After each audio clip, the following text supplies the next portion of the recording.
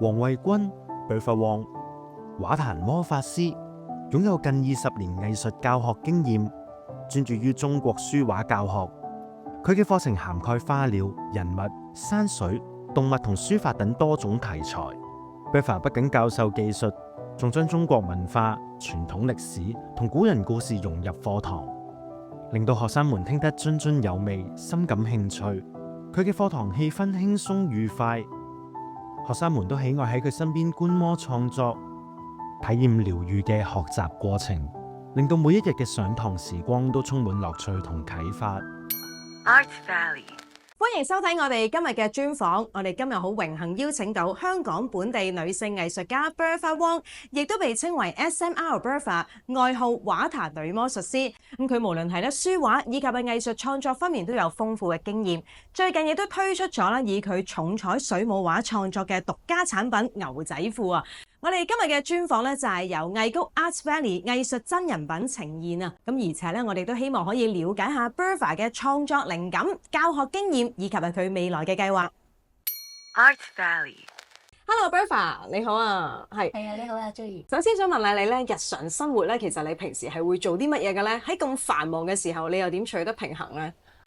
其實冇㗎，都中意畫畫。其實好中意畫畫，係天馬行空咁去諗一啲創作，甚至有時去畫展，各大嘅畫展啊，各大嘅展覽館啊，去攞靈感，甚至就特別中意去遊荷塘啊，遊荷花塘，咁會中意去啲荷塘裏邊睇下啲荷花啊，睇下啲花花草草咁樣咧，甚至有時會去啲動物園去睇，最中意睇下啲雀仔嘅，一啲雀仔咧佢哋唱歌會俾到我好多靈感，甚至有時會去錦鯉池裏邊咧去睇啊，睇魚仔啊，咁咧就會俾到我好多靈感，所以我日常生活裏邊咧係好多時候咧會睇大自然啦，睇花花草草啦，去睇畫展啦，即係主要係去咁樣去帶動我去諗嘢咁樣，即係帶動我去創作。咁而我有時好多時咧，我嘅靈感咧都係嚟自於日常生活，並唔係去話世界旅遊嘅。我唔會咁樣，我只會係從我嘅日常生活去天馬行空咁去想像，去諗一啲嘢出嚟，甚至去攞日常嘅生活去做一啲畫作。最主要就係例如咧，例如你日常生活有邊啲習慣係特別令到你係最激發到你嘅靈感咧？其實最中意就望住個天空。睇下啲雲啊，睇下啲海啊，即係或者係河畔裏邊，即係我屋企附近係有個河嘅，我去嗰度睇，我就會覺得靈感無限，會有好多靈感走入嚟我個腦裏邊。咁啊，其實每時每一刻咧，我都會有靈感，甚至有時我會發夢，我會喺發夢裏邊咧見到好多奇奇怪怪嘅景象，然之後我就會將呢啲景象搜入我嘅畫裏邊去做我嘅畫作，會去咁樣，甚至有時我會係無端端去諗一啲畫作出嚟。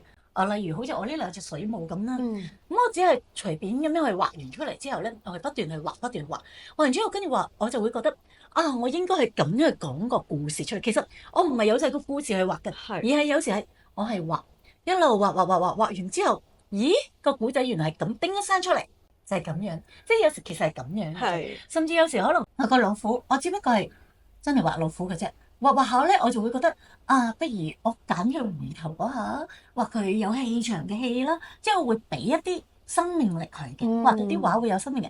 點解會咁咧？就係我覺得每一樣畫其實都應該係有佢嘅生命力嘅，而唔係單純嘅一啲好死板嘅畫嚇，好死板嘅單純嘅概念嘅畫。咁所以咧，我係畫一啲我認為應該要咁畫為之最靚，就係咁樣啦。咁所以我係喺好平凡嘅生活裏邊揾我嘅靈感，並唔係話走到世界各地去觀摩啊，或者遊覽，並唔係咁。係我喺最日常嘅嘢，最日常裏邊點樣？係因為聽你講，其實你嘅畫作都係好活生生啦。咁多數都可能係因為去一啲例如係動物園啊或者公園去睇得多嗰啲動物。甚至展覽係咯，最中意去展覽館睇嘢。展覽館你中意睇邊類型嘅展覽館？我其實乜嘢都中意睇嘅，即係甚至有時會去我最近咧有睇過《沉香記》啦，咁係講香啦，香港係做香啊嘛，講啲香，咁咧就去睇好多呢啲咁樣唔同類型嘅展覽。我其實乜嘢展覽都會睇，即係例如例如瓷器啦，即係呢度好似嘅瓷器，我其實會知得好多，因為我從裏邊去睇，我學識好多嘢。當中佢亦都好多文化嘅資料去講啊。咁變咗我從中認識到，譬如龍鳳係點樣噶啦，例如孔雀應該點畫啦，咁我會去睇。所以你見到我嘅孔雀咧，我會創作一個新嘅方法去畫。咁當然我有師從學啦，咁係但係師從完之後，我就會去演化成自己嘅畫作去做嘢咁樣。咁所以其實一般嚟講咧，我係會自己演化一啲嘢去做一啲特別嘅創作出嚟，所以我其實係唔會係跟於好傳統嘅畫法咁去做嘢，而明白係一路畫一路諗。一路畫一路諗，嗯然後一路變化，甚至可能會係一個好小嘅 idea，即係諗一個好小嘅 idea，然之後開始畫完之後咧，出現唔同嘅嘢。甚至我有時會喺我嘅網站平台裏邊啊，跟美堂咧會講俾人聽，我開始畫畫啦，跟住好多人追蹤噶咯喎，甚至我啲學生，我啲學生就會開始追蹤你喺度畫乜啊？由開始最簡單嘅開始畫，喂，你畫乜啊？老師你喺度畫緊乜？完全冇人估到，跟住到最後出現一啲好靚嘅畫片，例如呢個。呢個尋夢放歌呢個水母就係啦，從最開始係一個墨底，一路唔同嘅墨底一路加上去，佢哋以為係啲乜嘢，跟住直至到完成嘅時候，哇，O 晒嘴，你畫嘅原來係呢樣，然之後再出埋個古仔之後咧，我將個 idea 講出嚟係徐志摩嗰個再別康橋嗰個古仔去搬落去嘅時候，去做呢個畫嘅時候，佢哋話哇迷到，簡直迷失，就係咁。其實有好多嘢係喺你日常生活裏邊。係搬落去，係啊，所以並唔係話去周圍去攞靈感，唔係咁樣，而係從日常嘅世界去揾。OK， 明白晒。Art Valley。Bertha， 我知道你有創作呢個重彩水母畫啦，但係首先都想問下乜嘢叫做重彩咧？重彩咧，其實喺我哋傳統畫啊，或者係國畫裏邊咧，其實係有分淺紅同埋重彩，或者係甚至係金碧。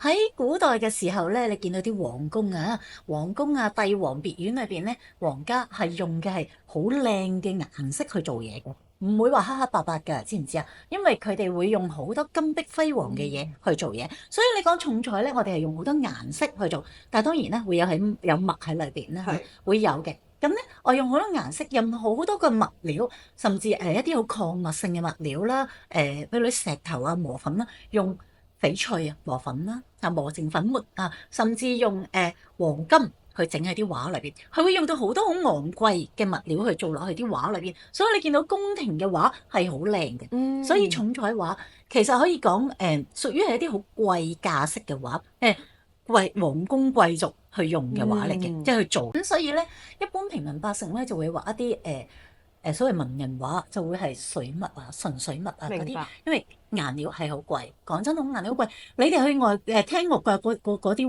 畫家都講啦，西洋畫家點啊？一個藍色買唔起㗎，知唔知買唔起啊？點解？好貴啊！嗰啲礦物料，所以能夠用顏色畫畫嘅畫家。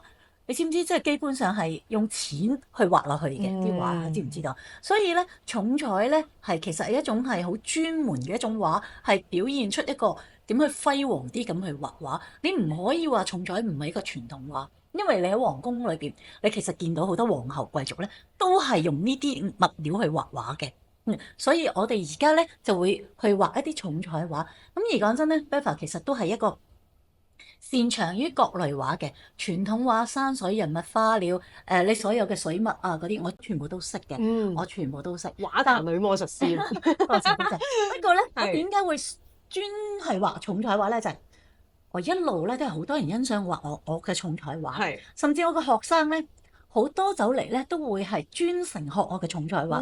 當我一開重彩專學咧，冚唪唥走晒嚟報名嘅，就係咁樣，所以都冇辦法啦。咁就為咗即係大家喜歡，咪做呢樣嘢咯。咁如果你畫得好，佢哋欣賞嘅，咪做咯咁樣。所以我話俾你聽，其實我水墨畫我都擅長嘅，所有嘅花鳥人物啊、工筆畫我都識嘅。不過我點解會專畫呢一科咧？就係因為佢哋喜歡啫，大家中意咪做咯，大家開心啫。其實呢個世界好簡單嘅就係大家開心啫，係咪開心 share 咯？冇錯，係咪先？所以就其實係一個開心 share 嚟嘅啫。咁我教學裏邊咧，其實都講好多好多畫畫嘅概念啊、理念啊、點樣畫啊。所以我都成日同你講，你唔好同我講你啲咩理論嘅嘢，可以話俾你聽，我算係一個技術之師。點樣技術之師咧？我教你嘅全部都係技術，點樣去用技法去畫畫。所以我教你100% 嘅技法，我教晒你，我冇隱瞞咁去教你。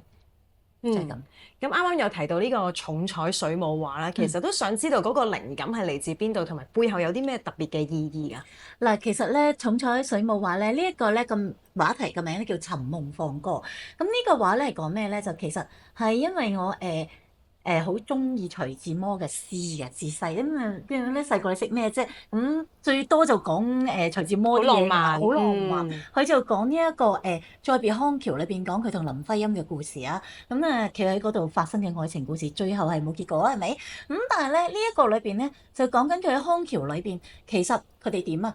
喺度尋夢，佢啲年輕人喺英國倫敦裏邊留學，佢哋喺度尋緊夢。呢個康河裏面盛載咗幾多年輕人嘅夢想，唔好話徐志摩同林徽因，其實幾多年輕人喺裏邊尋緊佢哋嘅夢啊，啱唔啱？所以我用咗兩隻水母，代表咗咩？好多年輕人，甚至係好多唔好話年輕人，所有嘅人啊，都應該係話佢哋都喺一個尋夢嘅世界裏邊，佢哋揾緊佢哋嘅夢想。所以你見到我咧有兩隻水母，唔同嘅漂浮方向，係咪唔同嘅漂浮方向？有好多好多泡泡，好多泡泡，每一個泡泡都係有佢嘅方向去漂浮，有聚有散。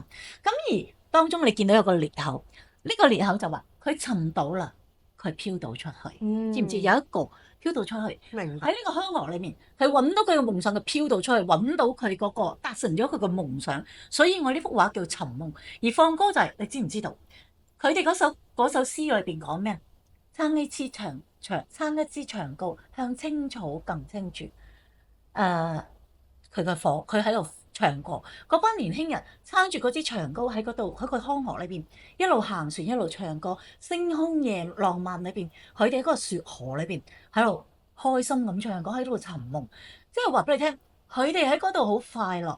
當然啦，我哋可能香港啊，甚至我哋中國，甚至可能世界各地都有好多河裏邊，你可以喺度尋夢，喺度放歌，甚至可能喺路上都可以嘅，喺個地球上任何地方都可以。不過我只不過攞咗呢個 show，因為人人都認同呢一個康橋，呢個再別康橋呢個故事，對徐志摩亦都好認同，所以我攞咗佢呢一個靈感去做呢一張畫，話俾人聽。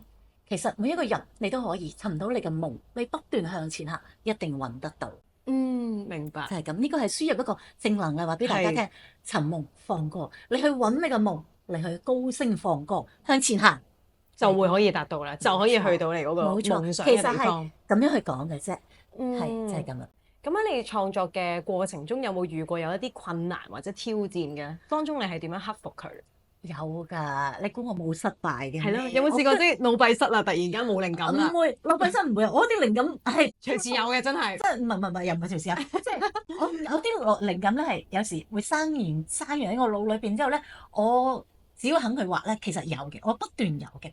咁咧就我會有好多靈感，但係咧我會遇到我嘅困難，有時甚至有時身體嘅限制啦，有時會好疲倦。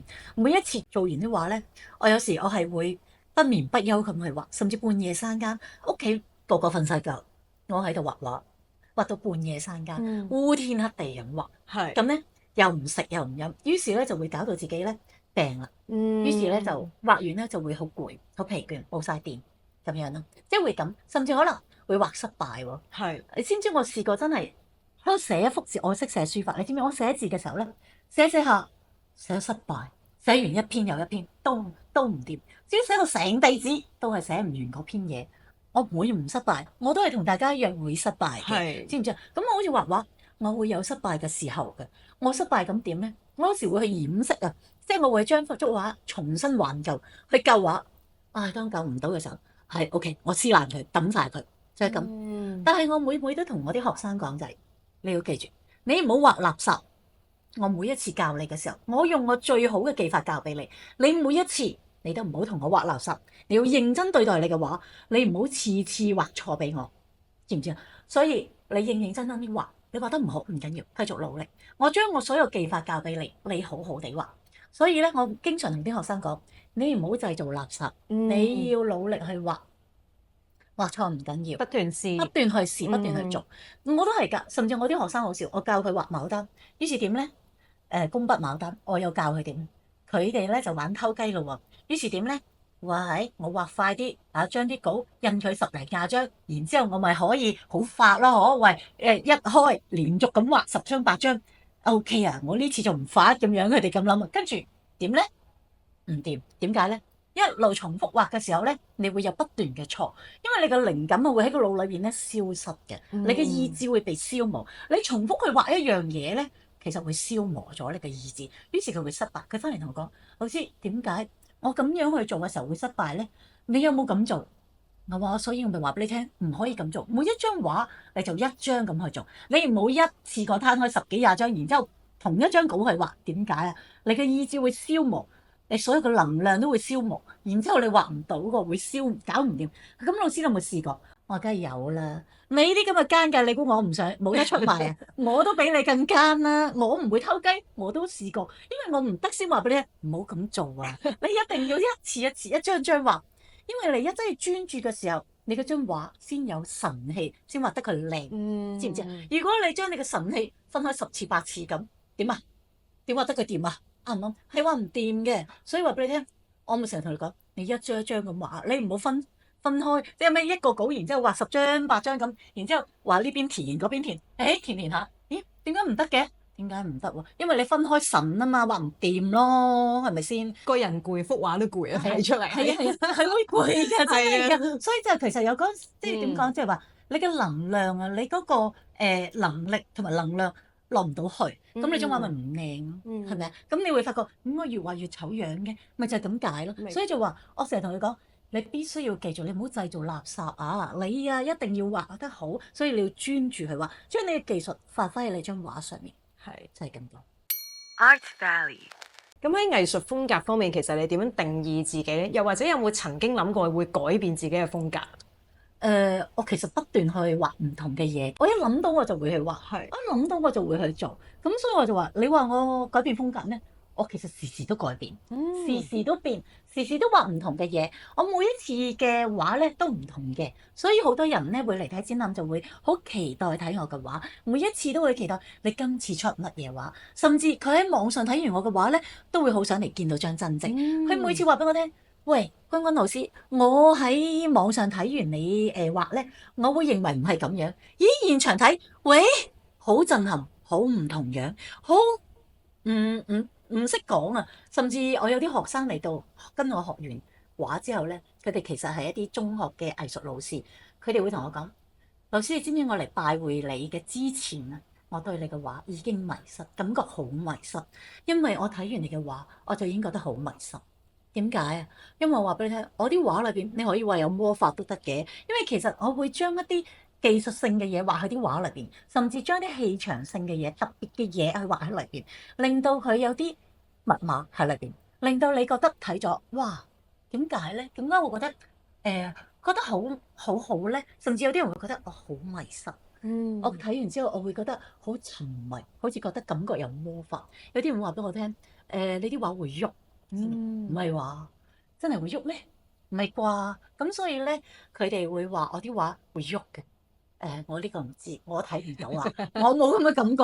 我話佢哋，我覺得佢唔喐嘅。佢話佢要喐，我唔知啊。所以係 magic 啦。所以佢哋話係 magic，所以我唔知。所以佢哋點樣封號於我？隨便啦。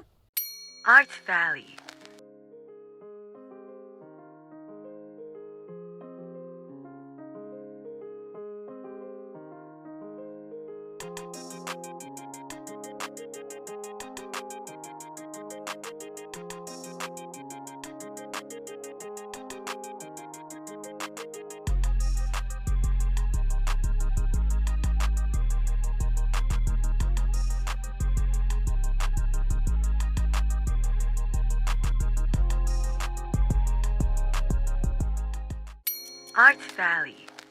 大家好，喺香港呢個充滿活力同埋創意嘅土地上邊，藝谷 Art Valley 致力推動藝術嘅發展，為本地藝術家提供支持與平台。我哋相信藝術唔單止係表達情感嘅方法，更加係連結社區、啟發思想嘅重要媒介。